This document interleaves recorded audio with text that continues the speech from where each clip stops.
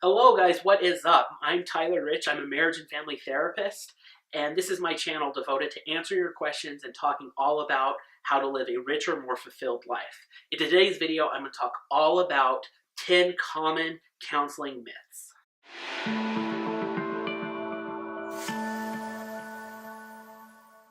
So myth number one, therapy takes years. So this myth is built on where therapy started with Freud, where he would see one client for 4 to 5 times every week for 4 to 5 years. So therapy kind of started off as this thing that you had to do very intensely. However, it's really all up to you and what your problems are. In one study, researchers found that about half the clients after about 8 sessions felt that their symptoms dissipated, so they felt better and felt improvement. In that same research study, 75% of the clients reported lessening of their symptoms after doing about 6 months of therapy. The overall understanding of this myth is it's not going to take years, but it's 100% up to you and what you want to accomplish in therapy. If you talk with your therapist, you can work for a few months more directly and then go to bi-weekly, monthly, bi-monthly. It really is all up to you. So just talk with your therapist about one, what can you afford financially and where are your goals. So myth number 2 is your therapist will blame all of your problems on your parents or your childhood experiences. So therapy is not about placing blame. Sometimes what's important to do is to develop a clear understanding of what led you to the situation you're in where the problems become so significant in your life, whether that be with your relationships, with anxiety or depression. What's important is to work with your therapist and learn what led to it. What patterns did you learn from your parents? I really encourage all of my clients to just dive deep, and if you can understand these patterns, you can then start to make different choices and form new patterns in your life. Myth number 3, if I go to counseling, they're just going to want to put me on medication. Counseling and seeing a marriage and family therapist or a clinical professional counselor is very different from seeing a psychiatrist. A psychiatrist is a medical doctor specializing in mental health issues. Therapists do this talk therapy thing where you'll come in, you'll sit down, you'll talk about your issues one-on-one, you'll figure out an action plan and how to change your lifestyle to deal with some of your issues. When you go see a psychiatrist, what they'll usually do is ask you a couple questions about your health and talk with you 5-10 minutes, maybe 15, and then they will give you a prescription. Myth number 4, if a man goes to marriage counseling, therapist is going to blame all of his problems on there. As a guy, I definitely am not going to do that in counseling, but I think it's important to understand that what brings you to counseling is the relationship patterns that you formed. A lot of the times I like to think of it as this dance that you learned. You get into a fight, so one person goes one way, the other person goes another, the other person goes this. So you have this negative interaction pattern. It's not about placing blame with one person doing one thing. What's important to do is to get both members of the relationship to see that their interaction is going the wrong way. What we want to do in counseling is help you learn different patterns of interacting so you can form a new dance where you can start to develop this healthy relationship. Myth number 5, I have spiritual beliefs, but I can't talk about them in counseling. Or you might think, I only can see a Christian counselor because they have the same beliefs as me. For me, finding a therapist that can work within your spiritual beliefs is incredibly important. I think that everybody's own belief system matters. As somebody who is a Christian but not a Christian counselor, I can work with people with tons of different beliefs systems other than mine. I like to think that it's not about theology, it is about finding what works in your belief system to help you achieve the goals that you want. Myth number 6, if I go to counseling, everybody will know my problems. I think the hallmark of therapy is this thing called confidentiality. Everything you say inside a session is confidential to a point. I will link down below to the American Association of Marriage and Family Therapists Code of Ethics, and one of the first things they talk about is confidentiality. Each state laws vary differently, but overall, everything you say in counseling will not be shared with anyone.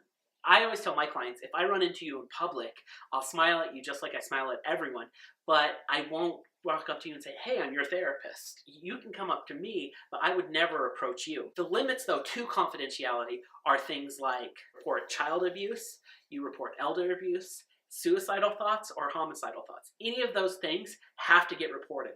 I always try to tell my clients that if you say something like that in session that has to get reported, we're going to work together so you know what we have to do next. The only other thing I would add to confidentiality is when I work with couples, I do hold a no secrets policy. So if I meet with one of the couple individually and they share a secret like they're having an affair, I'm not going to collude with that person and keep that secret from their partner. So make sure you talk with your therapist if you're going into individual or couple sessions, what their confidentiality policy is, especially when it revolves around couples. Myth number 7. Therapy is a waste of time. Therapy is a waste of time. Yeah, you heard me right. Therapy can be a waste of time if you're not fully committed to the process. If you're just saying, oh, there's nothing else I can do, I might as well just give this a shot, I don't really care, or you don't do your homework and you just show up just kind of to be present because your partner's pressuring you or somebody else is pressuring you to get help, it's not going to work. Therapy is a process of personal growth. I always like to think of it as earning a master's degree in you. So if you're unwilling to do the work inside the office and outside the office, therapy won't work for you. But I'm guessing if you're watching this video and you're thinking about going to therapy, therapy will be a step for you. It's okay to be scared. It's okay to have doubts. It's okay to be like, I don't know if I even like my therapist. All those things are not reasons why it won't work. What the driving force on making therapy successful is the amount of effort you want to put into changing your behavior. Myth number 8, therapy is incredibly passive. This could go back to thinking about Freud when people would come and just sit on his couch and he would sit behind him and write notes the entire time. Most therapists are not like that at all. You'll come in, you'll engage, we'll talk back and forth, but you'll do so much more than just come to session. Sometimes your therapist is going to give you books to read, some journaling, maybe you'll do role play in session. Again, just like myth number 7, therapy success relies on how willing you are to work at it. The more you're willing to work at it, the quicker you'll have success. Myth number 9. Therapy is all about happy thoughts and feeling good. While I want all of my clients to come in and leave feeling happier after a number of sessions, that's not how therapy always goes. Sometimes we have to come in and talk about uncomfortable issues. We have to, experience maybe unpleasant emotions and learn how to deal with those emotions. Sometimes it's facing an addiction. Sometimes it's facing the inner critic and shame within yourself. Sometimes it's learning how to end a toxic relationship. All of these things can be incredibly uncomfortable. However, the longer you are in therapy, the more you'll realize it might not feel good. You'll know that this journey on life you're going in can be much more fulfilling and you'll feel richer and more alive. There's nothing you can do about your past, so why do you need to talk about it? While that's true, we're not all like Marty McFly and we can't go back into the DeLorean back in time and change everything. We can learn from our mistakes. We can learn from things that have happened to us.